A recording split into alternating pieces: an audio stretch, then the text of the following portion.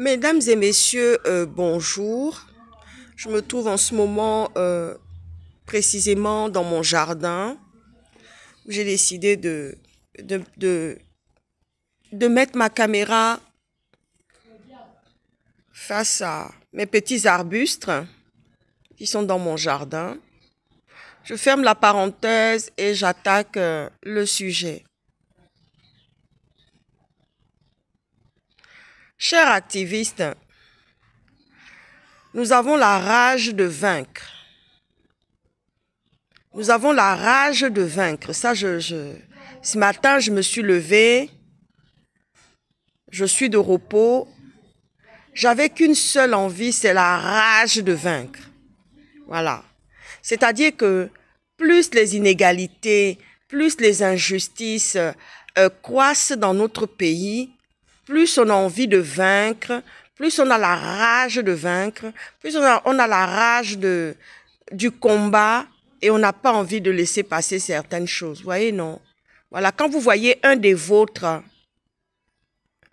qui souffre, qui est persécuté comme Jonas Mulenda l'est, comme Princesse de Souba, on passe son temps à l'insulter, c'est-à-dire que les gens passent leur temps à insulter Princesse de Souba ou à insulter le Phénix, on est caillassé, soit c'est Franck Biziki qui est caillassé, soit c'est Victor Aimé qui est caillassé, insulté, soit c'est Maman Suzanne Barat, soit c'est Grace Geno, soit c'est Sylvain Mefano-Toua. En tous les cas, on a tous, c'est-à-dire qu'on a tous cette rage de vaincre. Parce que quand on voit ce qui s'est passé avec la sortie rocambolesque de Sylvia Valentin Bongo et de Noureddine Bongo, ça nous donne vraiment... Enfin, ce matin, je me suis levée, j'ai dit, waouh, j'ai la rage de vaincre. J'ai la rage de vaincre parce que nous sommes entre liberté au Gabon et intérêt. Voilà. Nous sommes entre liberté au Gabon et intérêt. Pourquoi je dis ça?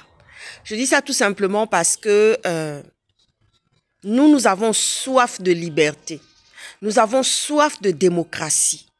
Nous avons soif que les chaînes qui pèsent sur nous soit complètement terrassé, brisé et vaincu. Et d'un côté, il y a la France qui a besoin de nos matières premières pour se développer. Et oui, il y a la France d'un côté qui a besoin de nos matières premières et c'est pour cela qu'elle défend ses intérêts à chaque fois et ça exacerbe les tensions. C'est-à-dire que toutes ces tensions-là sont exacerbées quotidiennement.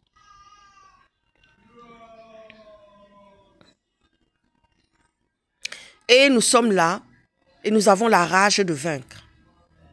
Voilà, nous avons la rage de vaincre. Quand je regarde Nathalie Yamb, quand je regarde Kémy Séba, mais ce sont des gens qui en avaient marre, vous savez, on ne devient pas, on ne rentre pas comme ça, on ne vient pas comme ça au combat si on n'a pas quelque chose qui bout dans son ventre. Vous voyez ce que je veux dire, non? Voilà. On ne vient pas au combat comme ça, on ne porte pas les gants de boxe si on n'a pas la rage de vaincre, si on n'a pas quelque chose dans notre ventre qui nous pousse à monter sur le ring, à combattre et à vaincre ses adversaires. Vous voyez ce que je veux dire, non? Voilà. Et je tiens encore à soutenir les activistes de la France. Je tiens aussi à soutenir Tata Huguette. Désolée, Tata Huguette, c'est pas que je t'oublie. Ton combat, tu as mené des combats qui ont été des combats, tu as toujours mené des combats nobles pour la justice de notre pays, pour la liberté de notre pays, pour la lumière de notre pays, en tous les cas. Et moi, je t'en suis très reconnaissante parce que vous êtes les précurseurs, vous avez été les premiers. Certes, moi, je me battais dans l'ombre, mais vous avez été les premiers à affronter la lumière. Parce qu'il faut savoir que quand on est dans l'ombre, quand on se bat dans l'ombre, ce n'est pas pareil que quand on se bat à la lumière. Parce que quand on est à la lumière, on a les caméras, on a les projecteurs pleinement fixés sur vous. On est en plein la lumière. On est exposé. Vous voyez ce que je veux dire, non? C'est ça. Donc, la première vague des activistes qui ont combattu, qui se sont battus, et ça fait des années qu'ils sont dans ce combat, et Dieu merci, ils ne s'usent point.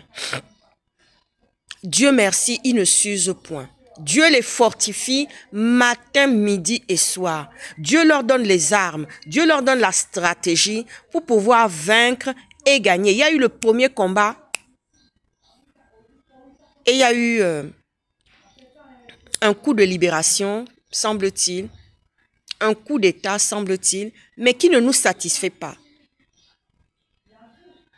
Ah oui, ce coup de libération et ce coup d'État ne nous satisfait pas.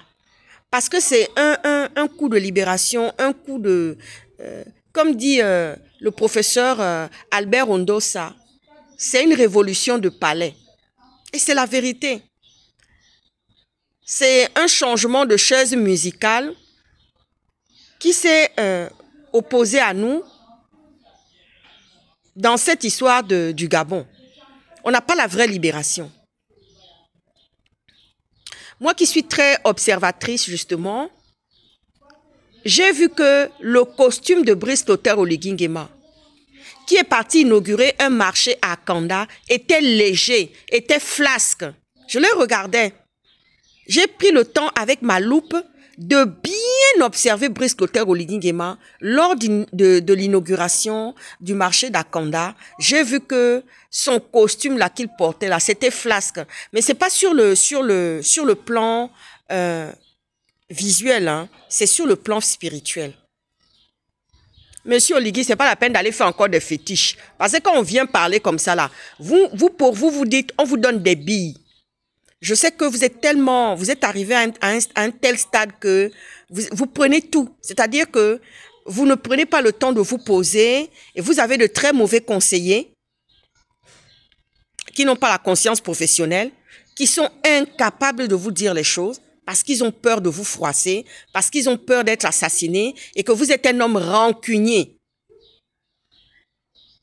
Mais j'ai pris ma loupe, j'ai regardé, j'ai dit, waouh, le costume du monsieur là, il est trop lourd à porter pour lui. Il est flasque, il est léger. Ah.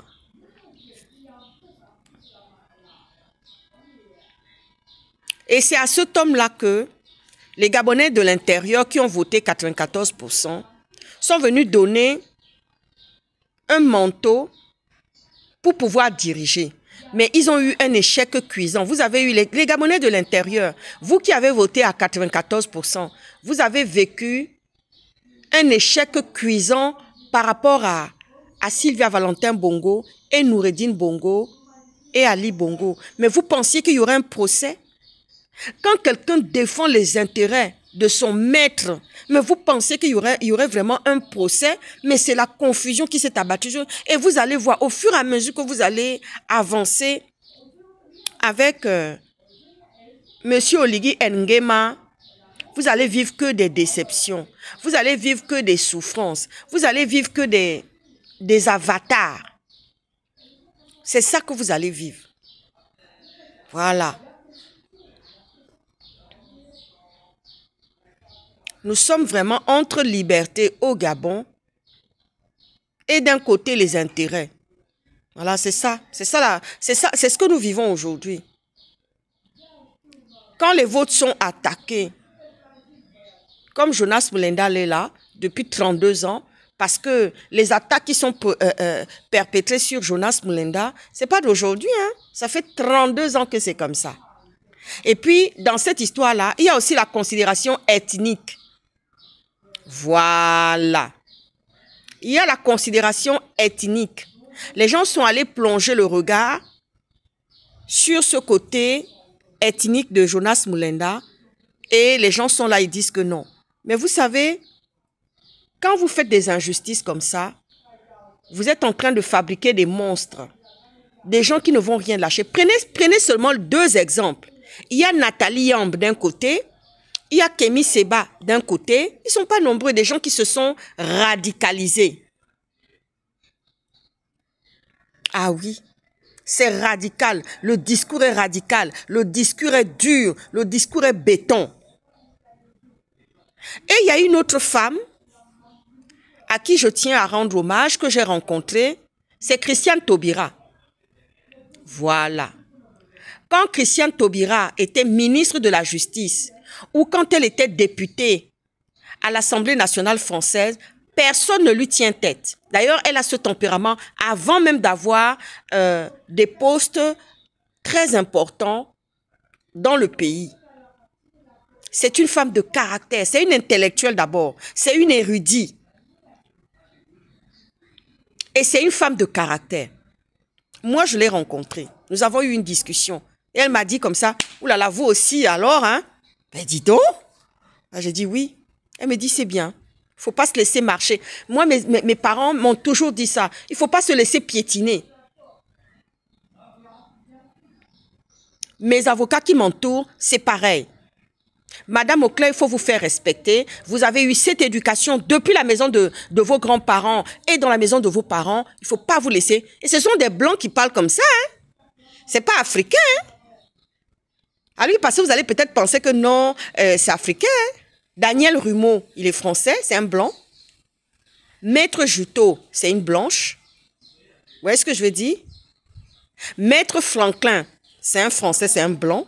Ce pas des Africains. Parce que vous allez peut-être penser que non, c'est des Africains. Non, non, non, ce n'est pas des Africains. Et tu vois ce que je veux dire? Est-ce que vous voyez, pardon, ce que je veux dire? Voilà. Donc, c'est pour dire que quand j'ai rencontré, ma rencontre avec Christiane Taubira a été très fructueuse. Nous avons eu un très bel échange. Et c'est elle qui a justement créé la journée de les commémorations de l'esclavage, justement, qui a eu lieu. Et c'est une femme de caractère. Quand elle avait remis à sa place Gérard Darmanin à l'Assemblée nationale française, il n'a plus jamais osé sortir quelque chose sur quelqu'un. Sur cette femme-là. Il n'a plus jamais osé pu sortir quelque chose sur Christiane Taubira. Parce que la manière dont elle avait humilié, la manière dont elle a remis Gérard Darmanin à sa place, en tous les cas, qu'est-ce qui a suivi de tout cela?